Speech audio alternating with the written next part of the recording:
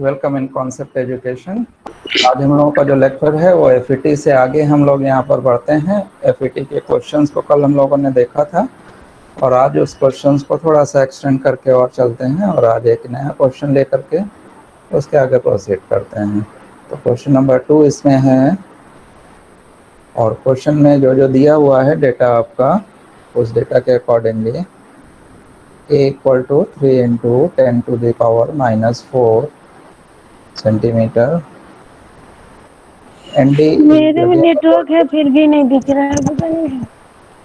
10⁻15 electron पर centimetre cube, ये ND की वैल्यू हो गई।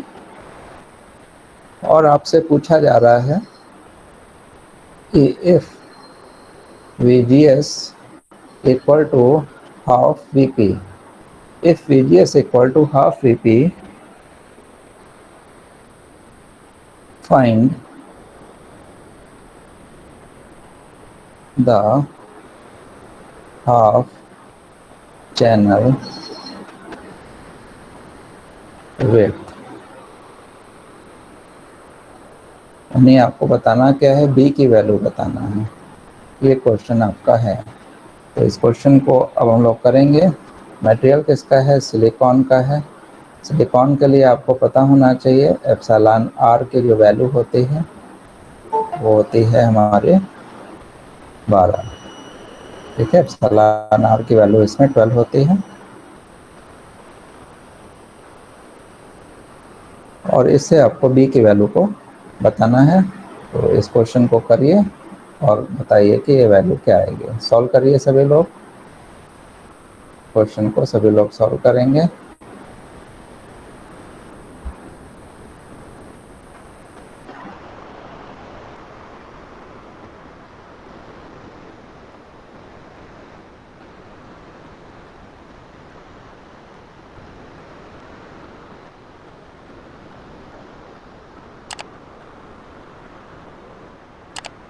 सभी लोग इसको सॉल्व करिए।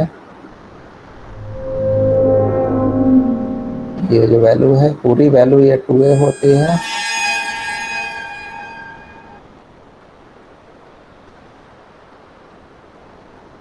यहाँ पर आपने गेट लगा रखा है, ये पी चैनल का, ये ड्रेन है, ये सोर्स है। ये जो वैल्यू आपकी है ये स्पेशल रीजन बनेगा। इसमें ये जो वैल्यू होती है बीच वाला जो एरिया है, this is known as 2b। तो इसी का हाफ सेक्शन यानी 2b नहीं, आपको केवल b बताना है। ये फुल चैनल बैंडविड्थ है, फुल चैनल विड्थ बराबर 2b and half channel width बराबर b। ये आपको निकालना है। ये अभी तक हमने क्वेश्चन ही डिस्कस किया कि क्या निकालना है, क्वेश्चन में क्या दिया हुआ है और क्या आपको निकालना है। तो ये वैल्यू आपको पता करनी है। कंडीशन आपके पास है VGS = VP/2। इसको सॉल्व करते हैं हम लोग। फॉर्मूला हमारे पास होता है B = A ब्रैकेट में 1 - VGS/VP की पावर हाफ दिस। ए आपको पता है 3 × 10⁻⁻⁴। कंडीशन आपको दिया हुआ है VGS = VP/2, तो वैल्यू रख दीजिए। सिंपल है क्वेश्चन, बहुत मुश्किल नहीं है, बिल्कुल सिंपल सा है, बस करने वाली बात है। तो ये 3 × 10⁻⁴, 1 - VP कट जाएगा, 1/2 का 1/√2 हो जाएगा। और ये सॉल्व होकर कितना आ गया बताइए? 1/√2 होता है 0.707। ये सॉल्व होकर कितना आ गया बताइए, कितना आया? इसकी जो वैल्यू आई 0.8786 10 × 10⁻⁴ सेंटीमीटर या 0.8786 माइक्रोमीटर। ये इसका आंसर हुआ, हाफ चैनल विड्थ।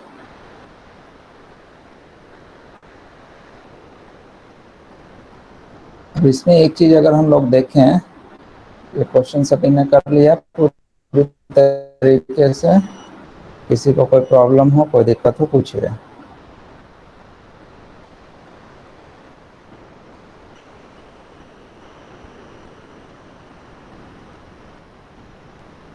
किसी को कोई प्रॉब्लम हो अपने माइक को ओपन करके वो पूछ सकता है। नहीं है, किसी को कोई प्रॉब्लम नहीं है। अब यहाँ देखिए, इसको अगर हम इस क्वेश्चन का थोड़ा सा ध्यान दें इसमें, तो इसकी जो टोटल विड्थ है वो है 6 सेंटीमीटर। ए की वैल्यू 3 × 10⁻⁴ सेंटीमीटर है, और इसको डबल करेंगे तो ये 6 है, यानी ये जो हमारी है दिस इज द 6 × 10⁻⁴। ये 2 होती है, डबल करेंगे। ध्यान दीजिए, फिगर पे ध्यान दीजिए, जो लोग नहीं देख रहे हैं वो फिगर पे ध्यान दीजिए, यहाँ पे पेन हमारी मार्किंग पे ध्यान दीजिए। 6 × 10⁻⁴ सेंटीमीटर है ये। और इस पर ये जो ओपनिंग हमारी आई है, इसको अगर हम डबल कर दें, 0.8786 को डबल कर दें, तो ये डबल लगभग कितना हो जाएगा, 8 दूनी 16 और 17, करीब 1.7 1.75 × 10⁻⁴ सेंटीमीटर, यानी जो टोटल ओपनिंग है वो 1.75 × 10⁻⁴ सेंटीमीटर की आपकी ओपनिंग ये आई है। तो ओपनिंग काफ़ी कम है। जब ये काफ़ी कम है यानी इसके आधे से भी कम हो गई है। 6 का आधा 3 होता है, 3 का आधा 1.5 होता है, तो लगभग 4 टाइम्स रिड्यूस हो गई है। तो करंट भी हमारी उसी रेशियो में रिड्यूस हो जाती है, करंट भी इसमें काफ़ी कम हो जाएगी। ठीक है, तो यहाँ पर आपने ये कैलकुलेशन कर लिया जो हम लोगों ने कल डिस्कस किया था कि देखिए स्पेस चार्ज रीजन के बढ़ने से हमारी ये करंट की जो वैल्यू है ये कम हो जाएगी, और यहाँ पर पाथ इसमें कम हो जाएगा, ओपनिंग कम हो जाएगी। तो यहाँ पर प्रूफ हो गया कि यस इट इज़ रिड्यूस, और कितने टाइम, लगभग 4 टाइम्स ही रिड्यूस हो गया है। अगर हम VGS को यहाँ पर और ज़्यादा बढ़ा दें, और ज़्यादा यहाँ Vp/4 कर दें, और ज़्यादा चेंजेस कर दें, तो इसकी वैल्यू में और चेंजेस आ जाएंगे, और उसी के अकॉर्डिंगली ये ओपनिंग और क्लोजिंग आपके डिसाइड हो जाएगी। तो इसका मतलब है कि हमारी करंट का घटना या बढ़ना इसके ऊपर डिपेंड करता है। ठीक है, दूसरी इस क्वेश्चन के बाद एक क्वेश्चन इसमें और आता है जो कि थोड़ा सा रेयर केस में क्वेश्चन आता है। वो क्वेश्चन ये पूछा जाता है,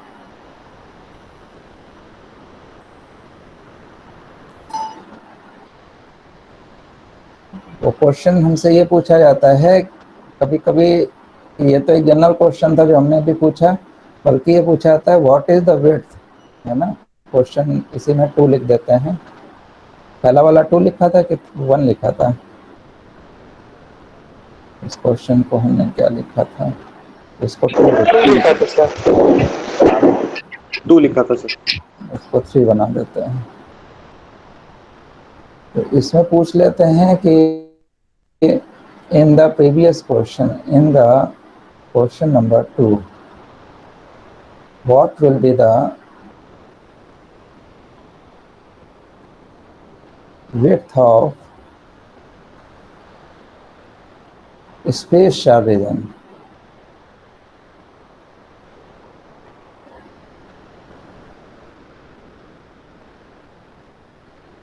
on single side? एक साइड में स्पेस चार्ज रीजन की हमारी विड्थ क्या होगी। तो क्वेश्चन अगर आपने देखिए सब चीज़ समझी हुई है तो कोई प्रॉब्लम नहीं है। अगर आपने FET के कंस्ट्रक्शन को, उसके वर्किंग को समझ लिया है तो कोई प्रॉब्लम नहीं होगी। आपको पता है कि स्पेस चार्ज रीजन विड्थ बराबर हो जाएगी A - B।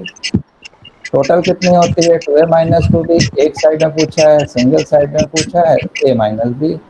A की वैल्यू है 3 × 10⁻⁴, इसकी वैल्यू 0.8787 आपने निकाली है। इसको सॉल्व कर लीजिए, तो ये लगभग आ जाएगी 2 पॉइंट, कितनी आ जाएगी 2.121 इंटू 10⁻⁻⁴ सेंटीमीटर। ये वैल्यू आपकी ओमेगा ई डब्ल्यू बराबर आ जाएगी। तो सिंपल सा हो गया। अब ये क्या चीज़ है हमारी, ये चीज़ जो विड्थ हमारी आई है वो है क्या एक्चुअली में, तो वो विड्थ आपकी ये वाली है विड्थ।